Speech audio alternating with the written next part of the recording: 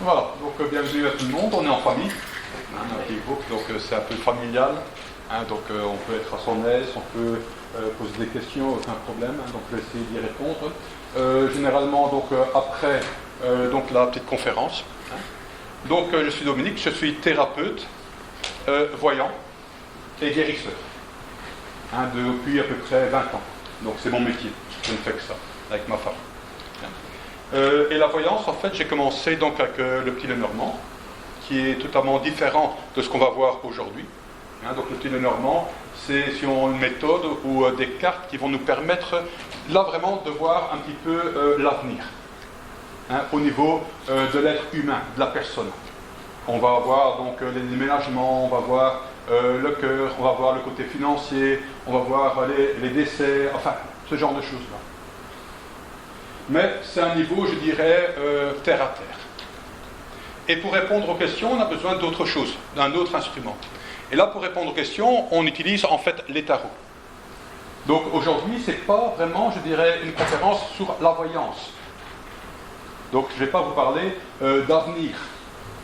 Ce que je vais vous dire, c'est en fait quel est le message qu'on peut trouver en fait dans ces cartes qui sont les tarots, qui vont nous permettre, dans des conditions parfois difficiles, dans des choix qu'on doit faire, ou tout simplement quel est le message pour moi aujourd'hui. Et vous allez voir qu'il y a plusieurs façons d'y accéder. Voilà. Donc la conférence sur le tarot, le jeu en lui-même. Eh bien déjà le terme tarot. En fait dans le terme tarot on trouve deux termes égyptiens, tar qui nous parle de la voix, héros qui parle de roi ou royal. Donc en fait le tarot serait donc la voie royale de la vie. C'est en fait un niveau spirituel, un archétype qui va nous dire, voilà, au niveau spirituel, au niveau de ton développement personnel, ce qui est bon pour toi. C'est vraiment une aide précieuse à la base. Ce jeu, que vous voyez ici, est composé de 78 cartes, ou 78 cartes. Ce qui est marrant et ce qui est bien, c'est qu'on ne doit pas apprendre par cœur. Surtout dans cette version-ci. Dans le Tarot de Marseille, là on est obligé de connaître les cartes par cœur. Pourquoi ? Parce qu'il n'y a aucune indication qui est indiquée. Ici, c'est vraiment le cadeau que tout est représenté, comme on aura l'occasion de le voir. Donc, on va le séparer en deux groupes. Les arcanes majeurs, qui sont constitués de 22 cartes, et les arcanes mineurs, 56 cartes. Et arcane vient du latin arcanum, qui veut dire secret. Mais ça, vous le saviez déjà. Tout le monde a fait le latin, je suppose. Ouais. Mais comment on peut reconnaître une carte donc, des arcanes majeurs ? Eh bien, en premier lieu, premièrement, ce groupe comporte 22 cartes, et va être reconnu en premier lieu par un chiffre romain en haut, et d'autre part, le nom en bas. Donc, à partir du moment où on trouve un chiffre et une dénomination, un nom, c'est une carte majeure. C'est une arcane majeure. Elles sont constituées d'images d'archétypes, donc de modèles idéaux, qui sont connus dans le monde entier. Qu'on regarde cette carte ici en France, qu'on le regarde en Norvège ou en Afrique, eh bien, les gens vont ressentir exactement la même chose. Les cartes des arcanes majeures sont numérotées de 1 à 21. Et le 0 qui relie la fin du cycle au début d'un nouveau cycle. En fait, le 0, qui est le fou, c'est 0 et 22. Donc, lorsqu'on va regarder au niveau de la numérologie, parce qu'on fait aussi la numérologie grâce au tarot, là, on va utiliser 22 à la place de 0, bien entendu. Parce que c'est le commencement et c'est en même temps la fin. Le commencement d'un nouveau cycle ou la fin d'un cycle. Et voici donc les 22 arcanes majeurs qu'on va voir un par un et on va approfondir une ou deux cartes pour bien apprendre à les connaître. Les arcanes mineurs, comment est-ce qu'on va les reconnaître ? Eh bien, ou bien on va trouver une carte numérotée avec un chiffre romain,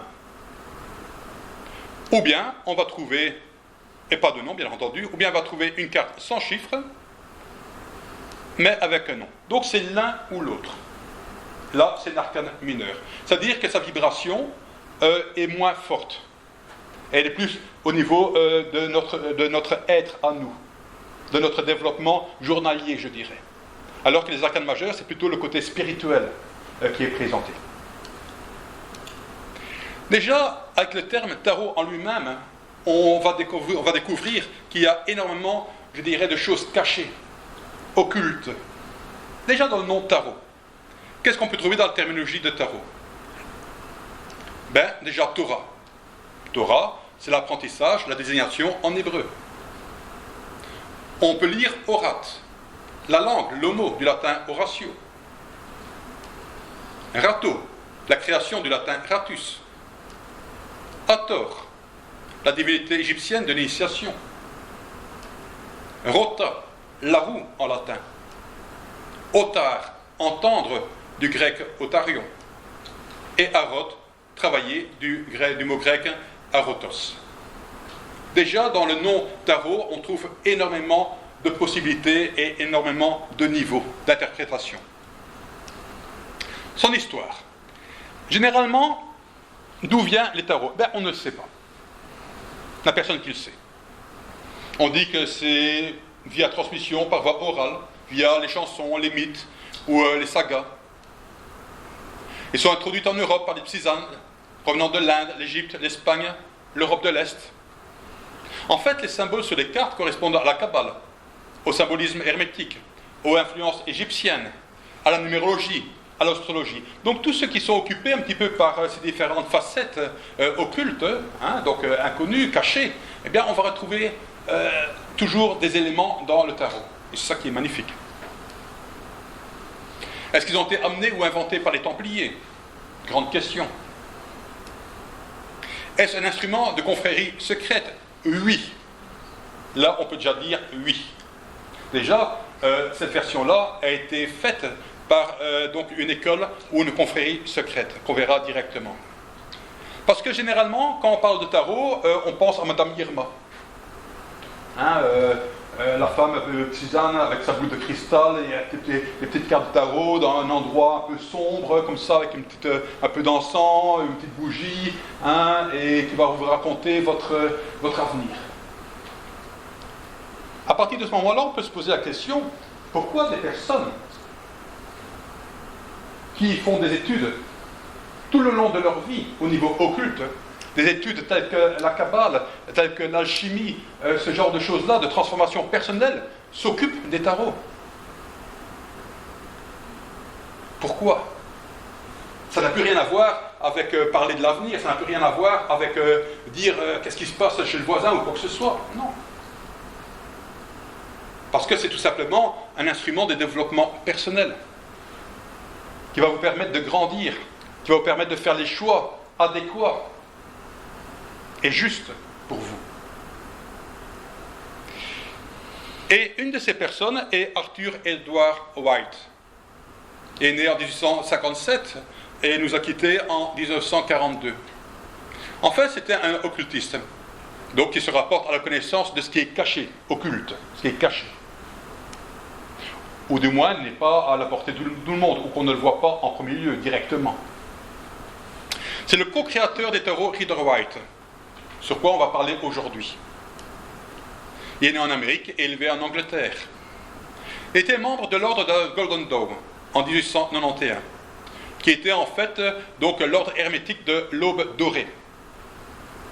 C'était une société secrète anglaise, s'inscrivant dans la mouvance occultiste propre au dernier tiers du XIXe siècle.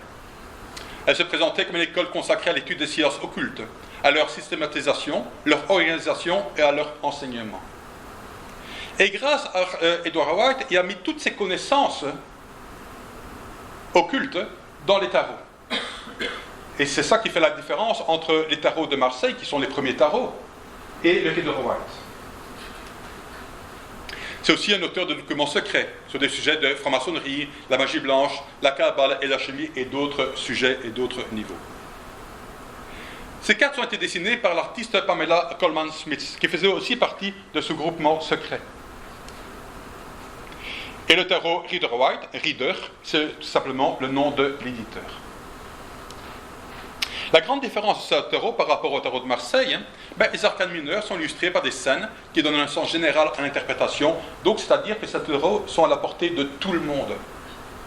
sans devoir faire des études, apprendre des choses par cœur ou quoi que ce soit. La preuve. Ça, ce sont les tarots de Marseille. Sans avoir d'expérience, sans avoir bouquiné, sans avoir été initié.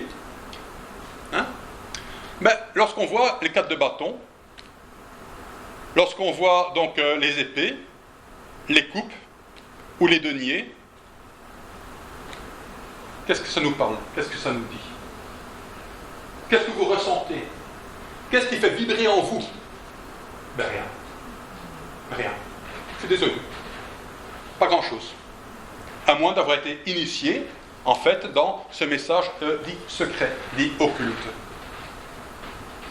Et le cadeau aussi qu'on reçoit, vraiment un cadeau, c'est que grâce à Rider-Waite, il a mis en imagerie, d'une façon simple.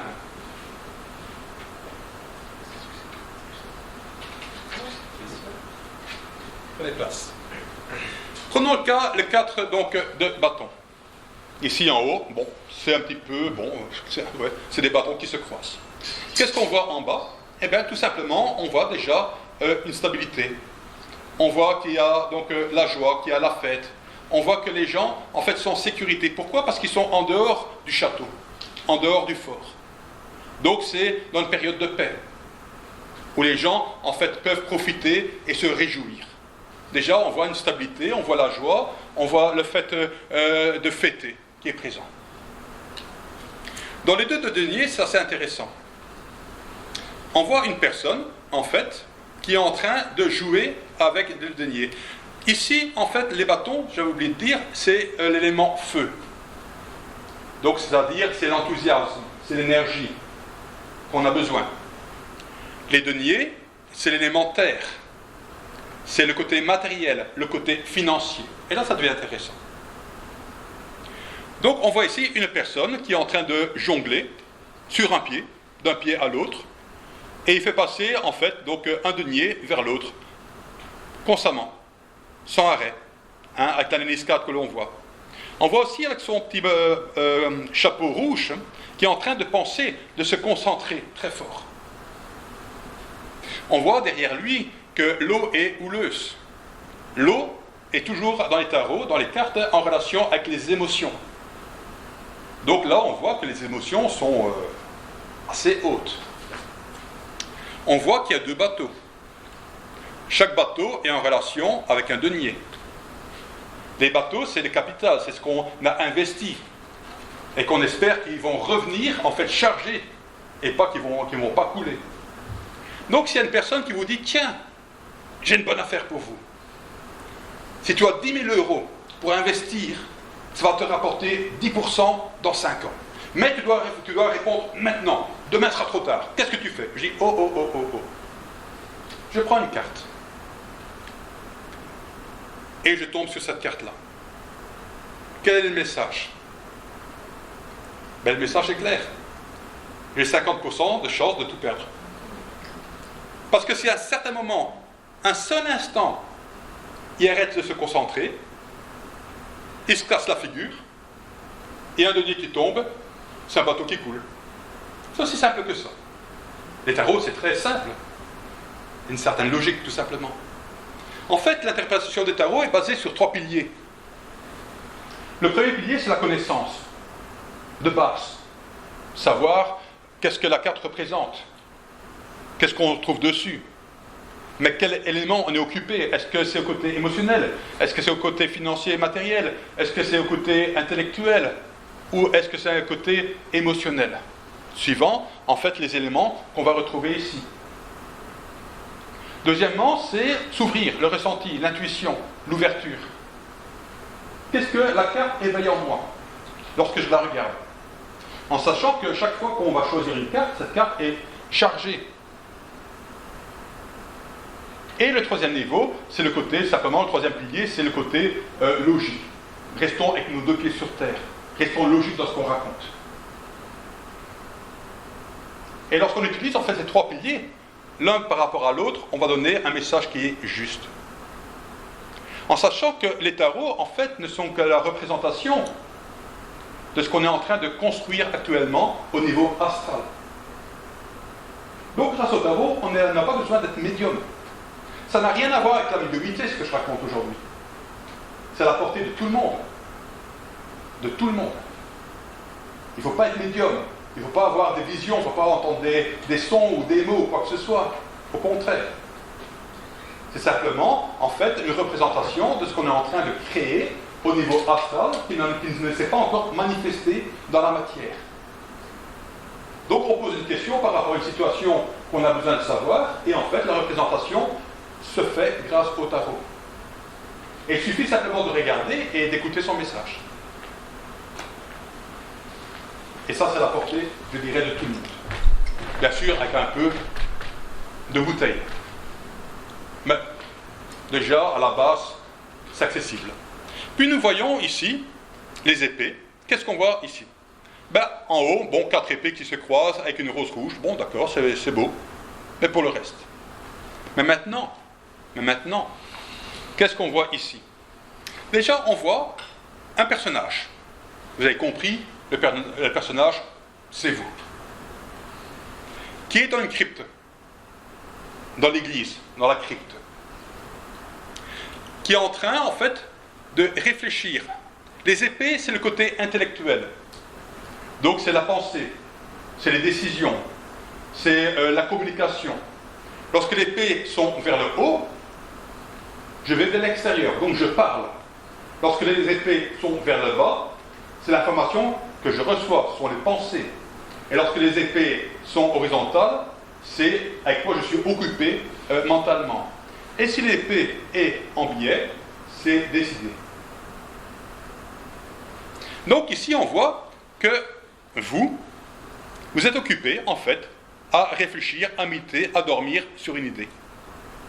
Et le fait de méditer sur cette idée, eh bien, vous recevez, en fait, intuitivement, les réponses. Donc, si on vous dit, encore une fois, tiens, si tu as 10 000 € pour investir, tu auras 10% dans 5 ans, qu'est-ce que tu fais? Tu dois réfléchir directement, dire, oh. Je dirais quoi demain? Je dirais une carte. Cette carte nous dit, attends, réfléchis, dors une nuit dessus. Ne sois pas trop spontané, après tu diras, oh, qu'est-ce que j'ai fait? Parfois ça paraît trop beau, oh, maintenant il faut le faire, hein, je suis vraiment... Il y a des personnes qui savent vraiment vous manipuler. Et la carte dit, oh, attends, dors une nuit dessus. Médite là-dessus. Et demain, lorsque tu te réveilleras, tu auras la réponse. C'est exactement le message. Et, avant ça, vous ne le voyez pas parce que c'est un petit peu loin, mais ici, qu'est-ce qu'on sait lire? P-A-X. Pax. Donc, c'est-à-dire, va là où il n'y a pas de monde. Isole-toi. Pax, calme-toi. Médite sur la question qu'on te pose. Est-ce que c'est intéressant pour moi d'investir les 10 000 €? Dors une nuit dessus. Et demain, tu auras la réponse. Si ça, c'est pas magnifique. Mais généralement, lorsqu'on regarde la carte en premier lieu comme ça, sans avoir été guidé, sans avoir été initié, on voit une image, et on dit, tiens, je sais pas. Qu'est-ce qu'elle me parle? Qu'est-ce qu'elle dit? Rien du tout. À partir du moment où on sait que, par exemple, les épées, c'est la communication, c'est la pensée, c'est la décision, c'est l'expression. À partir du moment où on sait que je dois m'isoler, à partir du moment où on sait que je dois me calmer, à partir du moment où on me dit, sur l'idée que tu as, médite dessus, dors une nuit dessus. Et puis on te dira, tiens, voilà, tu recevras de façon intuitive ta réponse. Tu seras demain. Tu seras ce qui est juste pour toi demain. Tu diras, oh, j'attends. Demain, je te dirai quoi. Et puis nous voyons ici les coupes. Les coupes, c'est les émotions, c'est l'intuition, c'est le ressenti, c'est l'ouverture, c'est le côté féminin. Il n'y a aucun voyant qui est pur yang. Un voyant ou une personne qui utilise tarot, automatiquement, son côté féminin sera développé. Ce n'est pas possible autrement. Parce que c'est l'ouverture, c'est le ressenti, c'est l'acceptation de l'information. Et ça, c'est le côté yin. calme, ouverture, réception. Et si on voit en fait une personne, déjà en voyant donc les 9 couples en haut, bon, c'est joli encore une fois, mais qu'est-ce que ça ne dit? Pas grand-chose. Ici on voit une personne qui en fait montre sa collection. En fait, lorsqu'on regardera toutes les cartes, on verra qu'il y a une évolution entre la première coupe, l'As, et la 9e. Il y a tout un cheminement qui se fait. Il y a une recherche, il y a un travail qui se fait. Et là, la personne a en fait sa collection qui est complète. Il est fier. Et il montre. Il est heureux. Hein? On sait qu'il a utilisé son intuition pour y accéder. Parce que c'est en fait du bleu ciel. On sait qu'il y pense actuellement. Hein? Il est actif au niveau de la tête avec son, je dirais, son petit chapeau qui est rouge. Donc, grâce à ces cartes-là, on peut vraiment recevoir le message d'une façon hyper simple. N'a rien à apprendre par cœur. Et c'est ça qui est magnifique. Alors, l'histoire. Il faut savoir qu'il existe énormément de différents types de tarot. Mais lorsqu'on parle de tarot, en fait, bon, il y aura beaucoup différentes images, hein, mais ils auront toujours la même origine, toujours la même symbolique, parce que ce sont des images universelles. La composition sera toujours identique. Arcane majeure, 22 cartes, arcane mineure, 56 cartes. Hein? Parce que la représentation des cartes sont universelles. Interprétation possible du christianisme, de la kabbale, de l'hindouisme, de l'astrologie, de la numérologie. Donc lorsqu'on prend un tarot, où il sera par exemple, je ne sais pas moi, un tarot avec des fées, un tarot avec des dragons, un tarot avec des indiens, ou n'importe quel type de tarot, le 1 sera toujours le magicien. Le 5 sera le pape ou l'hiérophante. Le 16 sera toujours la tour. Toujours, toujours, toujours. Bien sûr, d'autres interprétations qui seront dues en fait à l'imagerie ou à la représentation de la carte.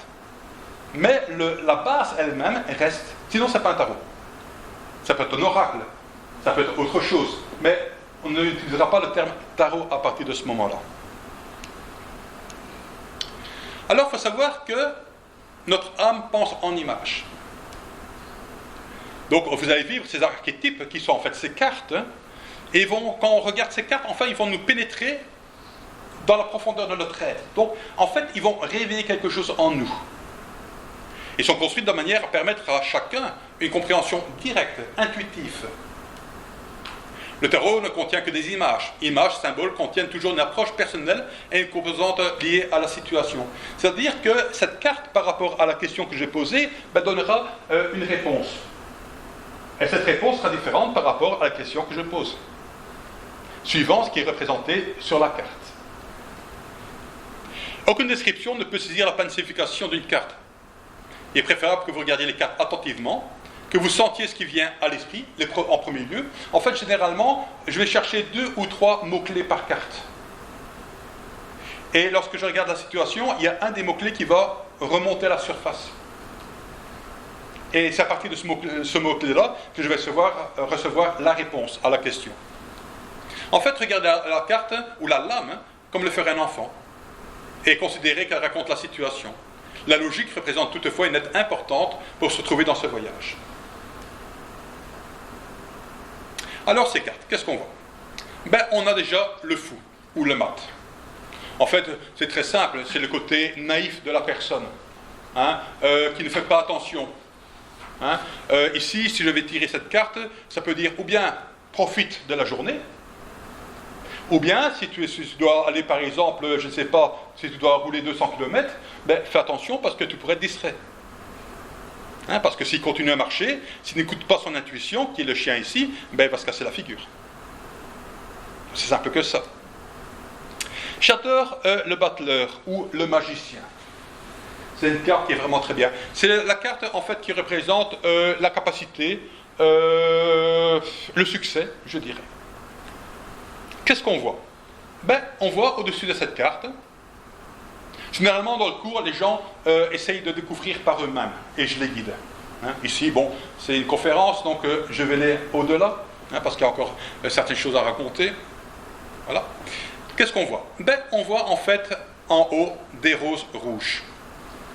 Il n'y a qu'un type de rose, qu'une seule couleur. Ça veut dire qu'il n'y a qu'une seule énergie. Il n'y en a pas deux.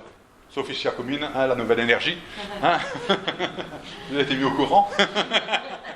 Vous ne mourrez pas. Il n'y a qu'une seule énergie. Et on voit que cette personne-là, qui est un adepte, parce qu'on voit l'Ouroboros au niveau, en fait, donc, le serpent qui mord sa queue. Donc, l'adepte, ce n'est pas l'initié. L'initié, c'est celui qui reçoit l'information. L'adepte, c'est celui qui sait travailler avec. Hein? Donc, c'est une personne qui atteint le niveau pour savoir travailler avec cette énergie-là. Qu'est-ce qu'on voit? On voit aussi déjà qu'il porte, si on veut, un bâton. Ce bâton amène l'énergie en haut et l'amène vers le bas. Et on voit que cette énergie va dans la coupe. Donc, ça veut dire que l'émotion, le ressenti est important. On voit aussi qu'il amène cette énergie vers le bas. Pour ce faire, il réfléchit d'une certaine façon. On voit un bandeau blanc. On voit au-delà, donc l'infini, la néliscate, ce qui veut dire qu'il doit se concentrer continuellement, qu'il ne doit pas arrêter de se concentrer. La concentration est très très importante et il doit être certain de ce qu'il pense. Il va utiliser pour ce faire aussi les 4 éléments. Les 4 éléments qu'on va retrouver dans les arcanes mineurs. Ils sont basés sur ces éléments-là. Le premier, qui est les deniers, ou les pentacles, qui est en fait la terre, le matériel, le financier. Ici sera le matériel. Les coupes, qui sont l'émotion, l'intuition, le ressenti, l'ouverture. L'épée, qui est la communication, la pensée. Et le bâton, qui est l'enthousiasme. Donc, en fait, s'il veut transformer quelque chose, parce que c'est un magicien, il transforme, il crée les choses. Il est obligé de concentrer, de savoir ce qu'il veut, d'utiliser la matière, avec le ressenti, avec la parole et avec l'énergie, l'enthousiasme. Et à partir de ce moment-là, qu'est-ce qui se passe? Eh bien, l'énergie qui vient ici sur Terre sera en fait mise à la couleur de ce qu'il désire avoir. Et là, on voit en fait les fleurs blanches avec le rouge. C'est magnifique. Tout simplement, une façon simple avec cette carte, c'est vous êtes capable. Est-ce que je vais y arriver? Oui. Est-ce que mon fils va savoir suivre ces cours-là? Ingénieur, par exemple. Je tire une carte, le magicien, aucun problème. Hein? Oh, je suis confronté à un problème. Est-ce que je vais savoir le résoudre? Le magicien, pas de problème. Il faut savoir que chaque carte majeure, je parle bien, il y a 3 niveaux de lecture. La première lecture, c'est ce qu'on fait actuellement. On est en train de regarder, en fait, tous les détails et on essaye de les décrypter, de les comprendre. Ça, c'est au niveau, je dirais, de la voyance ou au niveau du message direct. Puis, on peut utiliser, en fait, les tarots au niveau de la numérologie. Donc, à partir de votre date de naissance. À partir de ce moment-là, on va savoir retirer le caractère de la personne. Et là, le deuxième niveau, c'est au niveau du caractère. Hein? Là, c'est une personne qui est indépendante. C'est une personne qui n'aimera pas travailler avec les autres. C'est une personne qui sait bien manipuler l'autre, qui sait bien parler, hein? Qui sait bien convaincre. C'est le magicien. Et la troisième lecture, ce sera au niveau de la période, du temps. C'est-à-dire, on va savoir, encore une fois, grâce à votre date de naissance et grâce au tarot, pourquoi vous avez vécu dans cette période-là ce que vous avez vécu là. Qu'est-ce qu'il faut attendre de cette année, l'année prochaine? Dans quel cycle vous vous trouvez de 10 ans? Quelle influence annuelle? Quelle influence mensuelle? Et quelle influence de la journée? Ça, c'est aussi une troisième lecture qu'on peut avoir avec les tarots. Puis nous avons la papesse. En fait, la papesse, c'est quelque chose qui nous donne, en fait, le côté, je dirais, intuitif. C'est la médium. Hein, on voit ici, donc, la lune. On voit, donc, la connaissance qu'elle a. Mais c'est stagnant. Ça ne bouge pas. Hein? Donc, si je pose la question, tiens, est-ce que, avec mon affaire juridique, est-ce que ça va avancer? Est-ce qu'il va prendre des décisions? Je tire la papesse. Ben, il n'y a pas beaucoup de mouvement, quoi. Pour l'instant, du moins. Est-ce que je vais avoir un enfant? Et je tire la papesse. Alors, on va dire, tiens, derrière, qu'est-ce que je vois? Des grenades. Les grénates, en fait, c'est en rapport avec la reproduction. Mais le problème, c'est que ça se trouve derrière elle. C'est aussi la papesse. Donc c'est la carte qui va dire ici, c'est pas directement prévu. Ou il y a des problèmes au niveau de la reproduction, ou de l'enfantement, ou quoi que ce soit. À côté de ça, nous avons l'impératrice, la mère terre, mais aussi la maman, hein, qui en fait est tout amour. Hein, on voit ici donc Vénus, on voit ici le cœur, on voit ici des petits Vénus qui sont là, on voit l'énergie qui circule, et ici on voit aussi les granates, qui est la reproduction. Là je dirais, on lui donne un baiser, elle est enceinte. Hein. Donc là il faut faire attention. Si c'est votre fille de 15 ans, faites attention quand même. Hein. Et puis on a le père, la structure, tout ce qui est carré. Le niveau émotionnel, il faut un peu chercher, quoi, hein, parce que oui, il y en a là derrière. Le petit ruisseau, hein, c'est le côté émotionnel. Hein. Essayer de lui marcher sur les pieds, ça ne marchera pas. Hein, voilà. Têtu, il sait ce qu'il veut, et il va de l'avant. Et puis on a ici donc le pape ou l'hiérophante. C'est la communication. C'est le côté, je dirais, spirituel. C'est aussi la spécialisation. Le spécialiste, mais entre deux piliers. Donc, il est spécialisé dans son domaine, mais il ne faut rien lui demander à côté. Et c'est l'enseignement, donc il enseigne, et ça c'est la clé. On a les amoureux. Hein? Mais les amoureux, en fait, c'est justement la carte où c'est justement difficile d'être ensemble. Généralement, est-ce qu'on reste ensemble? Est-ce qu'ils vont rester ensemble? On tire la carte et c'est les amoureux. Là, c'est généralement, le divorce. Il y a aussi, en fait, une incompréhension qu'il y a entre deux. Il y a une montagne entre deux. Mais, ce que vous devez bien comprendre, ici, on voit deux personnages. Mais est-ce que c'est deux personnages? Non. C'est votre côté féminin et votre côté masculin.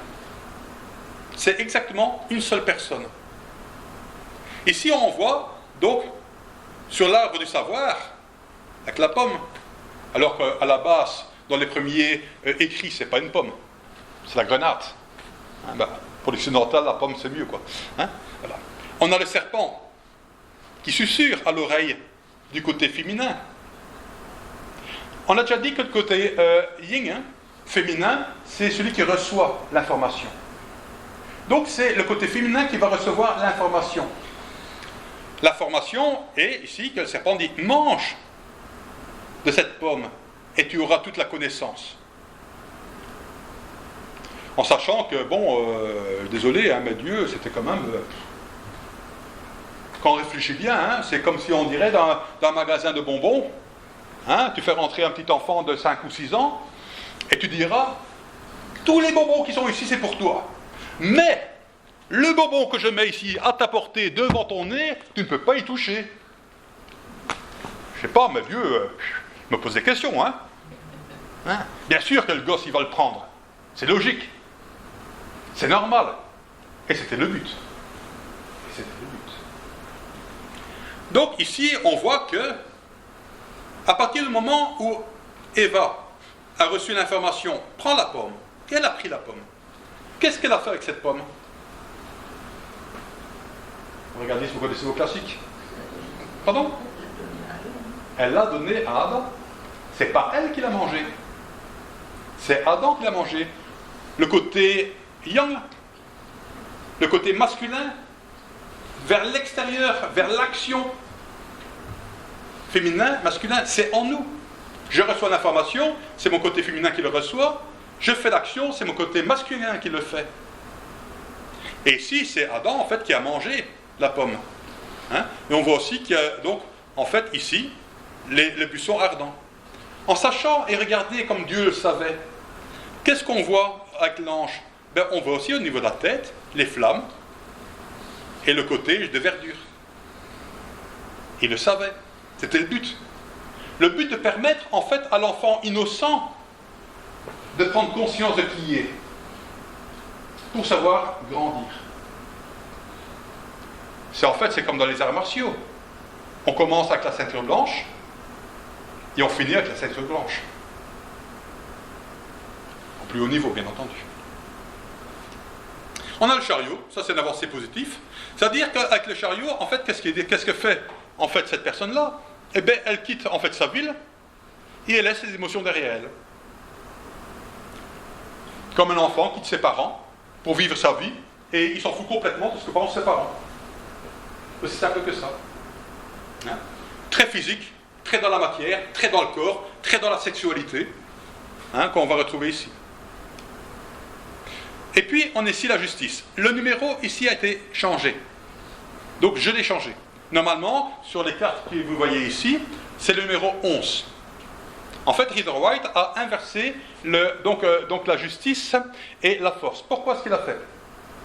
Pourquoi? Parce que donc, son école secrète était occupée avec la Kabbale. Il a pris référence avec les lettres de la Kabbale. Et la 8e lettre de la Kabbale, c'est la force. Et la 11e lettre de la Kabbale est en relation avec la balance, qui est la justice. Dans le cours que je donne, je reprends en fait la numération des tarots de Marseille par rapport à la numérologie.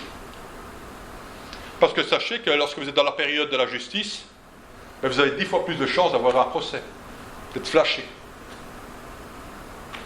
ou d'être en rapport avec la justice en elle-même. Donc ici, je rétablis en fait le numéro. Mais la justice, encore une fois, c'est la décision par rapport à ce qu'elle a mis sur la balance entre deux piliers. Donc la justice est limitée par rapport aux lois terrestres. Et elle ne s'est pas allée en dehors.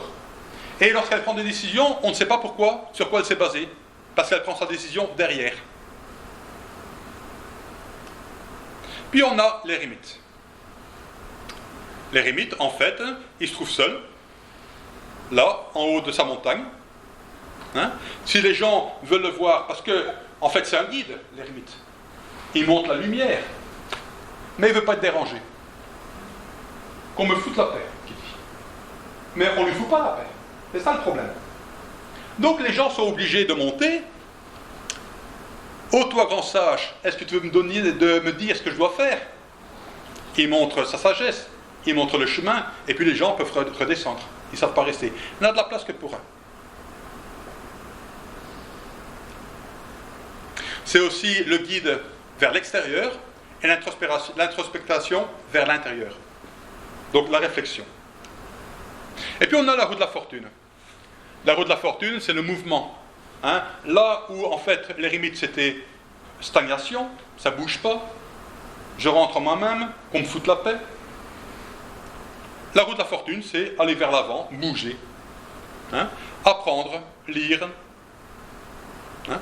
Le côté, je dirais, ésotérique, où on voit le tarot qui est indiqué, où on voit les signes, donc où on voit en fait Yahvé, hein, donc le nom de Dieu, où on voit les différents signes de l'alchimie, hein, donc très très complète. Ici, le changement aussi de carte, c'est la force. Encore une fois, c'est en rapport avec une seule personne. On a notre côté animal et on a notre côté de personne, comment je pourrais dire, mon être supérieur, je dirais. Et mon être supérieur est obligé de calmer, en fait donc mon côté animal, constamment, sans fin, 24 heures sur 24. Hein, maintenir mes hormones à leur place. Hein? Avec douceur, avec amour, mais c'est une obligation. Sinon, la personne me dérange, mais je le tape dessus. Ben non, on ne peut pas. Il faut être civilisé. C'est mon être supérieur qui va dire hey, Dominique, calme-toi. Laisse-le pour ce qu'il est. Hein? Voilà, cette carte-là. C'est une carte de frustration. Mais c'est une carte de force aussi, de puissance. Suivant, encore une fois, l'aspect et ce qu'on regarde. Le pendu. Ah, tout le monde est dans le pendu actuellement. Tout le monde. Mondialement. Nous sommes en 2019. 2 plus 1 plus 9, c'est 12. 12, c'est le pendu. Donc, c'est une année où les choses n'avancent pas vraiment. L'année prochaine, ce sera autre chose. Là, on sera dans l'empereur. Les gens comme Trump, ou comme d'autres personnes politiques qui sont très... ils seront dans leur force, eux. Ce sera l'empereur. Donc, espérons que les choses seront bien gérées.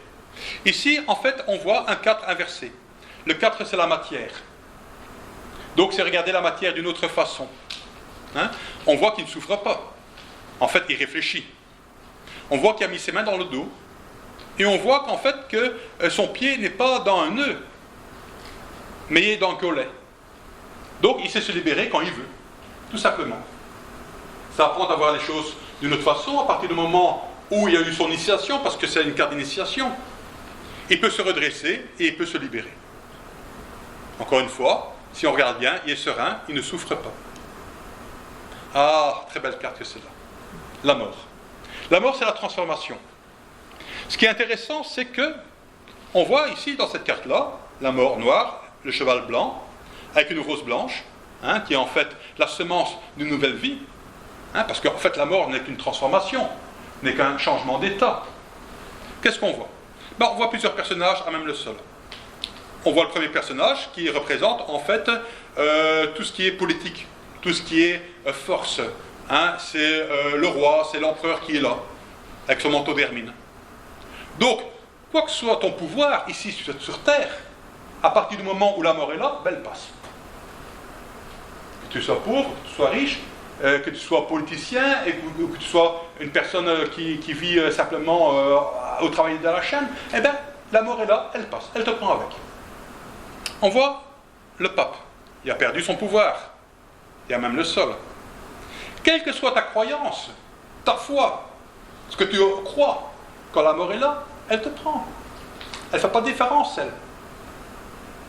On voit ici la femme qui n'ose pas regarder la mort. Que tu aies peur, que tu oses regarder en face, ou que tu tournes ta tête, aucun changement. Quand la mort est là, elle te prend avec. Et regardons l'enfant. L'enfant est serein, il est ouvert. Qu'est-ce qui se passe? Qui es-tu, toi? Qu'est-ce que tu viens faire? Et en fait, la carte nous dit, sois comme l'enfant. Ouvre-toi à la transformation, au changement. Parce que mourir ici, à ce niveau-là, te fait passer simplement à un autre niveau. C'est une renaissance de l'autre côté. Et on voit ici 2 tours. Les tours, on va les retrouver, en fait, donc, dans la Lune. La carte de la Lune. Et on voit qu'il n'y a qu'une fenêtre. En fait, il n'y a que l'âme ou l'esprit qui puisse passer.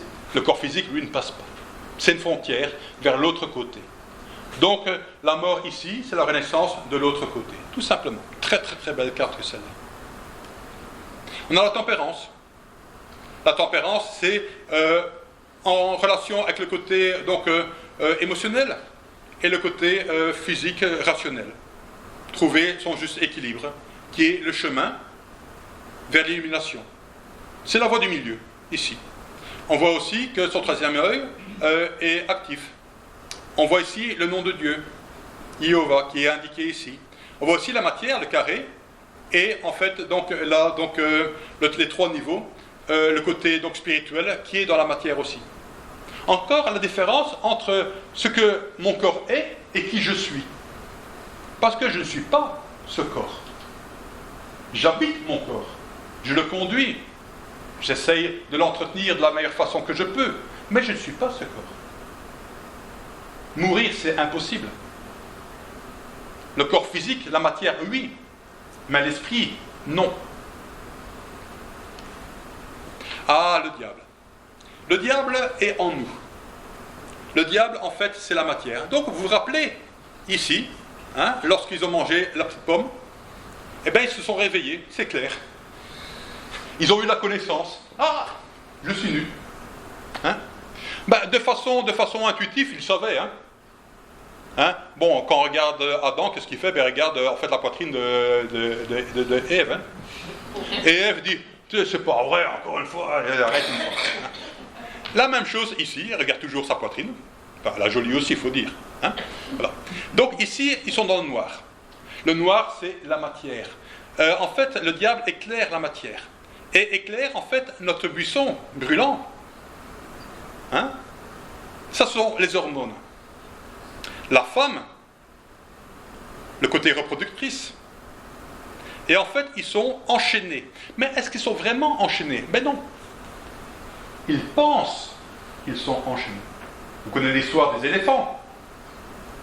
On prend un petit éléphanteau, on met une grosse corde au niveau du pied, on l'attache à un arbre, il essaye de se libérer pendant 1 semaine, 2 semaines, 3 semaines, jusqu'au moment où il dit, bon, c'est pas possible. À partir de ce moment-là, on met une petite ficelle, et c'est la même chose. Le gros éléphant, qui sait renverser l'arbre, on lui met une petite ficelle, et il pense qu'il ne sait pas partir. C'est exactement la même chose avec nous. En fait, on est donc enchaîné à la matière, à la sexualité, aux limitations de la matière. On est dans le noir. Mais on sait se libérer, nos mains sont libres. On sait se libérer, mais c'est le côté animus anima qui est ici présent. Comment est-ce possible, dans le monde actuel qu'on vit, qu'on fasse encore des enfants? C'est pas normal. Légèrement, pensée logique. Est-ce que je vais amener ici un être sur Terre dans la vie où on vit actuellement, où est l'avenir qu'on a actuellement? Alors pourquoi est-ce qu'on le fait? Ben on le fait parce qu'on est, on est à le côté des hormones. L'homme dit, moi ce que j'ai envie, c'est faire l'amour à ma femme. Il ne pense qu'à ça. La femme dit, je ne sais pas pourquoi, mais j'ai envie d'avoir un enfant. D'où vient cette envie-là? Eh bien, de la programmation qu'on a, que l'espèce doit continuer, tout simplement. En fait, le diable, c'est simplement le côté, je dirais, matière.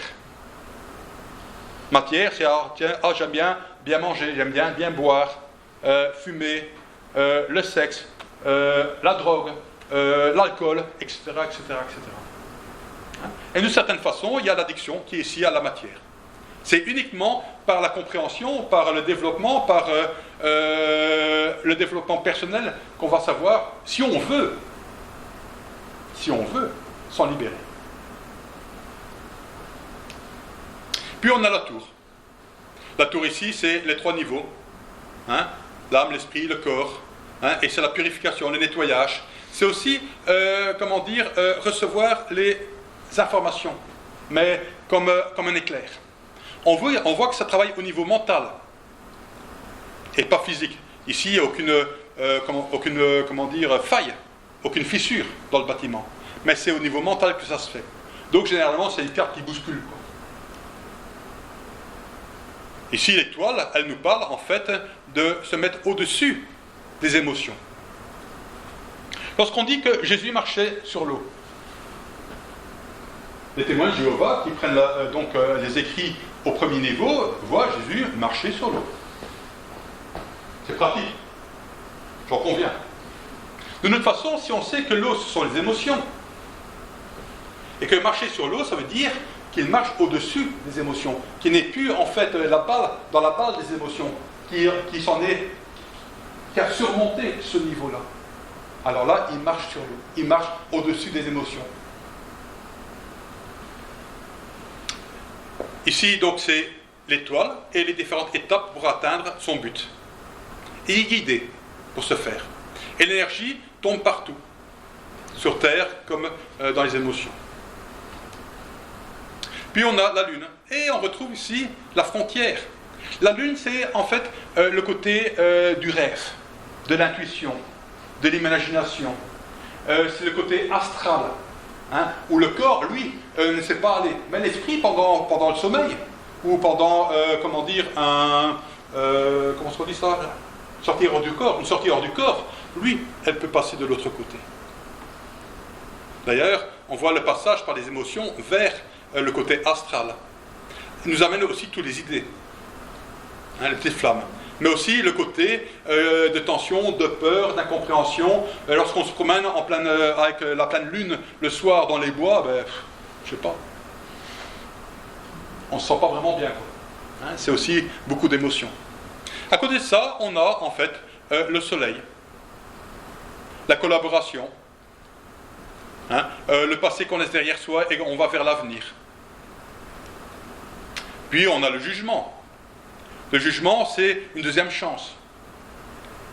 C'est en fait le ouf. C'est quelque chose que je dis, tiens, j'aurais jamais l'occasion de le voir. Et tout d'un coup, on donne l'occasion. C'est la deuxième chance. Le jugement en elle-même. On est appelé. C'est grâce au côté spirituel. Et puis on a le monde. Et dans le monde, en fait, on retrouve deux cartes. On retrouve le de la fortune. Là, on était dans les esprits, devait encore étudier. Et là, ce sont des esprits libres. Et on voit qu'il y a une inversion qui s'est faite. Donc le taureau qui était à la base, donc du côté... le lion qui était à la base du côté gauche et maintenant du côté droit. Et ici en haut, la même chose. Le pendu, en fait, s'est rétabli. Maintenant, c'est le monde, c'est la réussite. C'est l'équilibre.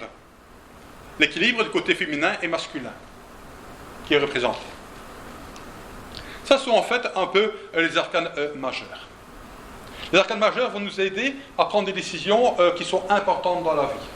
Maintenant, nous avons aussi les arcanes mineurs.